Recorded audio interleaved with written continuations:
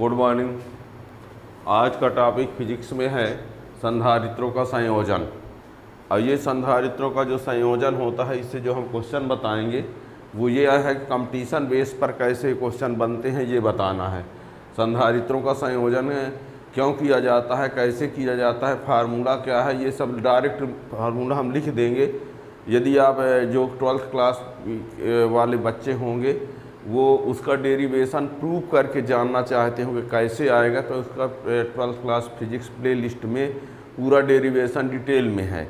यहाँ हम कंपटीशन के हिसाब से, है ना, जैसे शिक्षक चयन परीक्षा, नीट, जेई, इससे जो क्वेश्चन बनते हैं तो डायरेक्ट हम फार्मूला से उसका यूज कैसे करेंगे ये बताने वाले हैं। यदि इसको प्रूफ के साथ जानना है कि प्रूफ कैसे करेंगे, ये सिद्ध कैसे करेंगे कि ये श्रेणी में ये फार्मूला होता है, तो इसके डिटेल के लिए आप प्ले लिस्ट में जाएंगे तो आप पढ़ सकते हैं। 12th क्लास वालों बच्चों के लिए बोर्ड एग्जाम में वो आता भी है। यहाँ पर हम फार्मूला से क्वेश्चन कैसे आएंगे, ठीक है ना। तो संधारित्रों का संयोजन, संधारित्रों का संयोजन होता क्या है।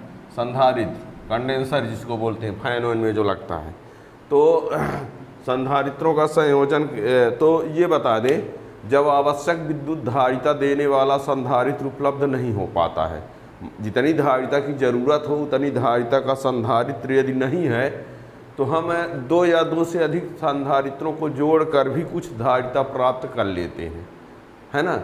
जितनी धारिता की ज़रूरत हो उतनी धारिता देने वाला संधारित्र यदि नहीं है तो 2 या 2 से अधिक संधारित्रों को जोड़कर भी आवश्यकता अनुसार धारिता के मान को प्राप्त किया जा सकता है।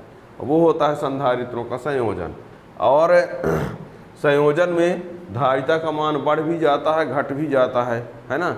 यानी कम धारिता वालों से अधिक भी ला सकते हैं, जितनी धारिता दिया गया उससे कम भी ला सकते हैं। तो जो संधारित्रों का संयोजन होता है वो 3 प्रकार से होता है ना।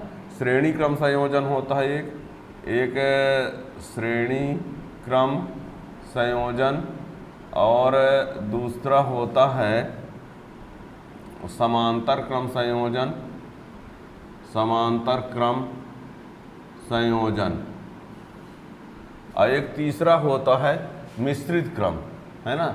लेकिन मिश्रित क्रम का अलग से फार्मूला नहीं है। श्रेणी क्रम संयोजन, समांतर क्रम संयोजन, मिश्रित क्रम संयोजन, जब श्रेणी क्रम में जोड़ते हैं तो इसमें धारिता का जो मान होता है, धारिता घटती है, और इस वाले में क्या होता है, धारिता बढ़ती है, ठीक है ना। इसके लिए स्पेशली नहीं है ना, बढ़ती घटती अधिकतम न्यूनतम के बीच में आएगा, इसका अलग से कोई फार्मूला भी नहीं होता। इसमें फार्मूला होता है, यही 2 संधारित्र मान लीजिए हैं, है ना। जैसे मान लीजिए ये हो गया, ये हो गया, ये श्रेणी क्रम में जुड़े हैं, तो इसमें 1/c बराबर होता है 1/c1 प्लस 1/c2। और इसमें 2 संधारित्रों को इस प्रकार आए जोड़ेंगे, ऐसा, ये है ना। तो ये हो गया C1 C2, ये C1 C2, तो इसमें C बराबर होता है C1 प्लस C2। श्रेणी के कारण CS लिखे देते हैं, समांतर के कारण CP, ये ठीक है ना। इसमें क्या होता है, प्रत्येक संधारित्र पर आवेश समान होता है, आवेश समान होता है, ध्यान रखना। और इसमें प्रत्येक संधारित्र के सिरों के बीच विभवांतर समान होता है,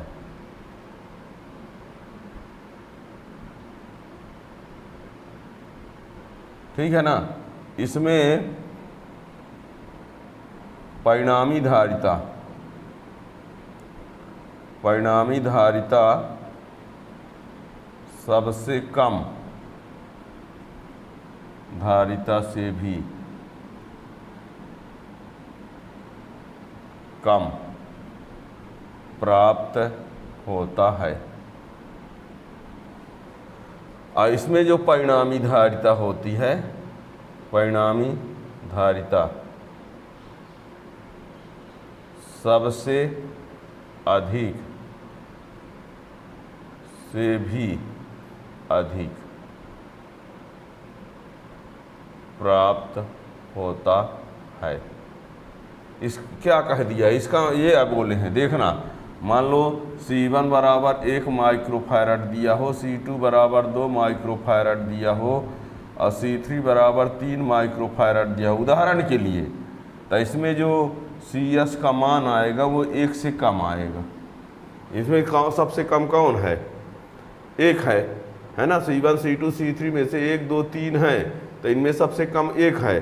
तो श्रेणी क्रम में जो मान आएगा सबसे कम धारिता से भी कम प्राप्त होगा, मतलब CS में जो मान आएगा 1 से कम, और इसमें जो CP का मान आएगा वो 3 से भी ज़्यादा आएगा। वैसे भी इन तीनों को जोड़ दिया जाएगा, है ना। तो श्रेणी क्रम संयोजन में धारिता घटती है, उसका सूत्र ये होता है। समांतर क्रम में धारिता बढ़ती है, इसका फार्मूला ये होता है। प्रत्येक संधारित्र पर आवेश समान होता है, प्रत्येक संधारित्र के सिरों के बीच विभवांतर समान होता है। परिणामी धारिता का मान सबसे कम से भी कम होता है, इसमें सबसे अधिक से भी अधिक होता है।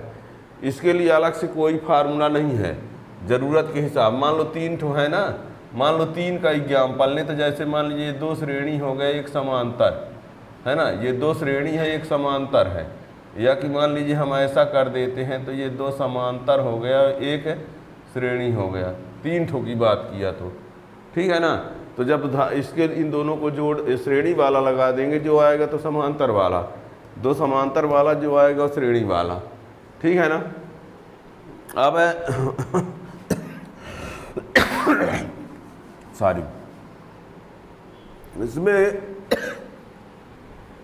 ये बता दें, संधारित्रों को चाहे श्रेणी क्रम में जोड़े चाहे समांतर क्रम में जोड़े, ऊर्जा का मान समान रहता है।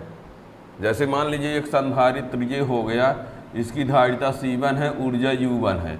दूसरा संधारित्र ये है, इसकी धारिता C2 है, ऊर्जा U2 है। और तीसरा ये है जिसकी धारिता C2 है, ऊर्जा क्या है, U3 है। ठीक है ना। ये 3 ठो संधारित्र हैं। तो यदि इसको श्रेणी में जोड़ेंगे, किसमें, श्रेणी में, तो श्रेणी में 1/CS बराबर होगा 1/C1 plus 1/C2 plus 1/C3, लेकिन टोटल ऊर्जा जो होगा U1 plus U2 plus U3 ही होगा। और यदि इसी को समांतर में जोड़ा जाए, किसमें, समांतर में, तो CP बराबर C1 plus C2 plus C3 तो होगा, लेकिन ऊर्जा का मान वही अब भी होगा। यानी बात हमारी समझिए, हम क्या कह रहे हैं, हम ये कह रहे हैं कि संधारित्रों को चाहे श्रेणी क्रम में जोड़ा जाए चाहे समांतर क्रम में जोड़ा जाए, कुल ऊर्जा का मान जो होता है वो योगफल के बराबर ही होता है। यानी कुल ऊर्जा जितनी श्रेणी क्रम में होगा उतना समांतर क्रम में होगा। ठीक है ना। याद रखिएगा कि श्रेणी क्रम में धारिता और समांतर क्रम में धारिता का मान अलग अलग होता है।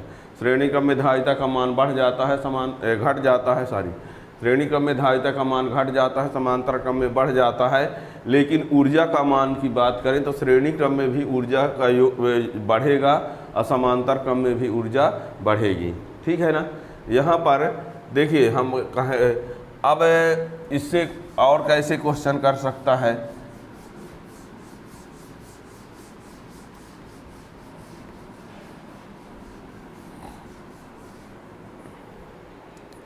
ठीक। अब मान लीजिए आपसे प्रश्न कर दे कि 3 ठो संधारित्र हैं, 3 क्या हैं, संधारित्र हैं,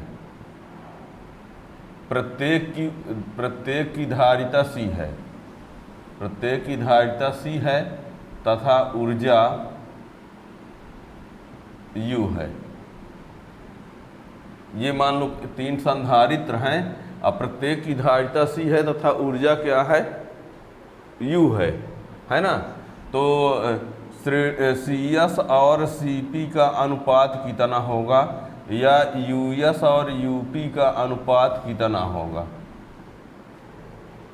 क्या कहा हमने, 3 संधारित्र हैं, प्रत्येक की धारिता C है तथा ऊर्जा U है। उनको श्रेणी क्रम में जोड़ा जाए तो धारिता क्या होगी और समांतर क्रम में धारिता का अनुपात, और श्रेणी क्रम में ऊर्जा और समांतर क्रम में ऊर्जा का अनुपात क्या होगा। तो इसका आंसर तो आपको हमेशा के लिए बता दें कि इसका अनुपात 1 होगा हमेशा, श्रेणी क्रम में या समांतर क्रम में जोड़ेंगे तो ये, ठीक है ना। यहाँ तक कि यहाँ तक कि इनका मान यदि प्रत्येक की ऊर्जा अलग अलग भी रहेगी, यदि प्रत्येक की ऊर्जा यू न होकर के अलग अलग रहेगी, तब भी श्रेणी क्रम में ऊर्जा और समांतर क्रम में ऊर्जा का अनुपात एक ही आएगा। ठीक है ना। यदि अभी देखिए इसको हल करके दिखाते हैं। अब ऐसे आपको बता दें, समान धारिता यदि रहती है, समान धारिता पर श्रेणी में CS बराबर होता है C/N और समांतर में CP बराबर N/C होता है। ध्यान रखें, समान धारिता पर श्रेणी में CS बराबर C/N होता है और समांतर में CP बराबर N/C। और ऊर्जा की बात यदि करें, ऊर्जा US बराबर NU और UP बराबर भी NUA होगा। ठीक है ना। समान धारिता पर श्रेणी में समान धारिता N समान धारिता पर N संधारित्र हो, समान ऊर्जा वाले हों, समान धारिता वाले हों, तो CS बराबर C/N होगा। ये होगा ये। अब देखो इसमें कितने संधारित्र हैं, 3 संधारित्र हैं, है ना। तो यानी हमें इसके हल की बात करें यदि, तो CS बराबर हमने C/N कहा, तो इसी को लिखेंगे CS बराबर C/3 और CP बराबर होता है NC, तो ये CP बराबर कितना हो जाएगा 3C। ठीक है ना। तो CS/CP करेंगे तो क्या आ जाएगा C/3/3C। तो ये क्या हो जाएगा CS/CP इक्वल टू C/3 ये इससे कैंसिल हुआ 1/9। ठीक है ना। क्या आ जाएगा 1/9 आया। CS/CP इक्वल टू, ठीक, 1/9 CS/CP की ये वैल्यू आ गई। ठीक है ना। अब यदि इसी को ऊर्जा की बात करेंगे, तो इसमें अब ऊर्जा के लिए तो सीधे से देख ही रहे, US/UP हमने कहा, ये 3U और ये भी 3U, तो 1:1 आया कि नहीं आया। ठीक है ना। तो ध्यान रखिएगा कि संधारित्रों को श्रेणी क्रम में जोड़े चाहे समांतर क्रम में जोड़े, उसमें जो कुल ऊर्जा होती है वो समान रहती है। ठीक है ना। अब ये समझ लो, यदि ये कहा जाए, सुनना, 3 संधारित्र हैं और इन्हीं को 2 को श्रेणी में जोड़ देते हैं और 1 को क्या कर देते हैं, समांतर में जोड़ देते हैं। ठीक है ना।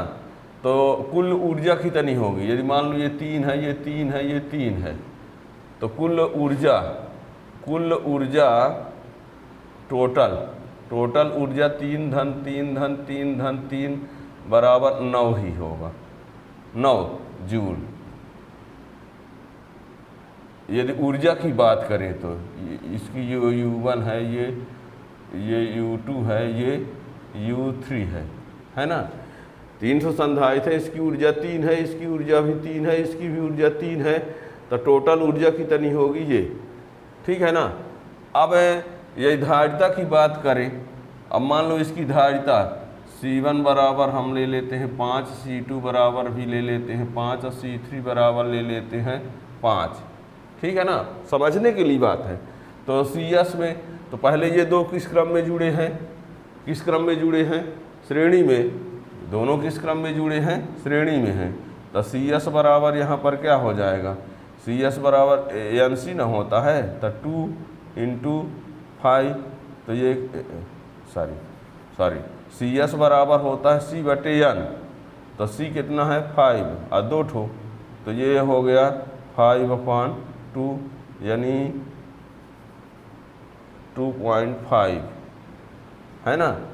इन दोनों को जो CS में है तो ये 2/5 हो गया। अब ये CS और C3 अब इससे क्या बन गया, इससे ये बन गया और ये बन गया, ये हो गया CS और ये हो गया C3।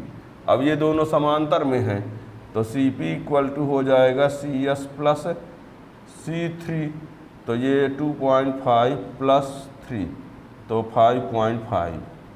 अब देखो दो संधारित्र श्रेणी क्रम में जुड़े हैं एक समांतर क्रम में, तो इनका जो परिणामी धारिता का मान आया कितना आया 5.5 आया, और इस सबकी ऊर्जा 3 है, तो इनका टोटल एनर्जी कितनी आएगी 9 आएगी। ठीक है ना। तो यानी इनको हमने कहा ना कुल ऊर्जा का मान चाहे श्रेणी में हो चाहे समांतर में वो प्लस ही हो जाता है टोटल एनर्जी लाने के लिए। ठीक है ना।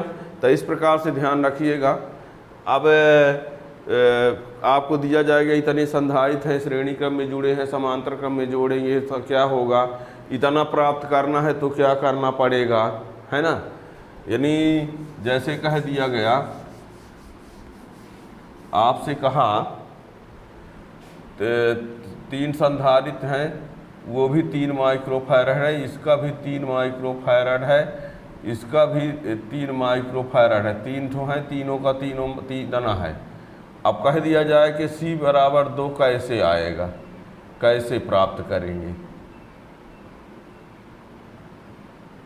हैं C परिणामी धारिता कैसे प्राप्त करेंगे, C बराबर 2 कैसे लाएंगे। तो ये आप जानते हैं कि यदि इन तीनों को श्रेणी में जोड़ेंगे, तीनों को श्रेणी क्रम में जोड़ेंगे तो श्रेणी क्रम में जोड़ने पर जो मान आएगा वो 3 से कम आएगा, ये बात सच है ना। पर अब ये देखा जाए कि क्या श्रेणी क्रम में 3 से कम आएगा तो 2 आ जाएगा कि नहीं। तो आप सबका मान कितना है, समान है, सबका मान कितना है, समान है। तो CS बराबर होता है C/N, तो 3/3 कितना है, 1 आया। इसका मतलब हुआ कि श्रेणी में नहीं आएगा, श्रेणी में नहीं आएगा। ठीक है ना, श्रेणी में नहीं हो सकता। अब समांतर में देखने की ज़रूरत ही नहीं है। क्यों? क्योंकि समांतर में जो मान आएगा इनसे ज़्यादा ही आएगा, समांतर में इनसे ज़्यादा ही आएगा। लाना क्या है 2, तो समांतर वाला भी नहीं हो सकता, यानी CP से भी नहीं आएगा, क्योंकि उसमें क्या आएगा, CP में जो आएगा तो वो 9 आएगा, तो ये भी नहीं हो सकता, है ना। तो अब क्या करें, 2 श्रेणी एक समांतर जोड़ देते हैं, 2 श्रेणी एक समांतर। तो 2 श्रेणी एक समांतर जोड़ेंगे, 2 श्रेणी एक समांतर, तो इन दोनों का श्रेणी करेंगे। मान लो इन दोनों का श्रेणी करते हैं, मान लो तो C/N तो ये हो जाएगा 3/2, 1.5। अब इसके साथ ये समांतर में करेंगे तो ये CS + C3 हो जाएगा, तो 1.5 धन 3, तो ये 4.5 आ रहा है, ये भी नहीं हो सकता। तो यानी श्रेणी भी नहीं हो सकता, समांतर भी नहीं हो सकता, और 2 श्रेणी एक समांतर नहीं हो सकता। तो अभी एक ऑप्शन और है, 2 समांतर एक श्रेणी, 2 समांतर एक श्रेणी, यानी हम 2 समांतर कर दें, 2 समांतर और एक श्रेणी। तो पहले ये 2 समांतर हैं, तो CP बराबर C1 + C2, 3 धन 3 6 आ गया। अब CP और C3 श्रेणी में है, श्रेणी में, तो 1/CS बराबर 1/CP + 1/C3, तो ये 1/6 और 1/3, 6 लघुत्तम 1 + 2, 3/6, ये आया 2, 1/2 आया, है ना। तो C इक्विवेलेंट परिणामी मान लो 2 आ तो गया, है ना। ये 2 श्रेणी हो गए, तो CS लिखा है यहाँ परिणामी धारिता से मतलब है, ठीक है ना। आ गया कि नहीं, तो 3 ठो थे, तो 2 लाने के लिए 2 समांतर एक श्रेणी जोड़ने पर ये आ गया, ठीक है ना। तो इस प्रकार से ये संधारित्रों का संयोजन। अब इस प्रकार और भी क्वेश्चन के लिए चैनल सब्सक्राइब किए रहेंगे तो उसका नोटिफिकेशन मिल जाएगा। Thank you.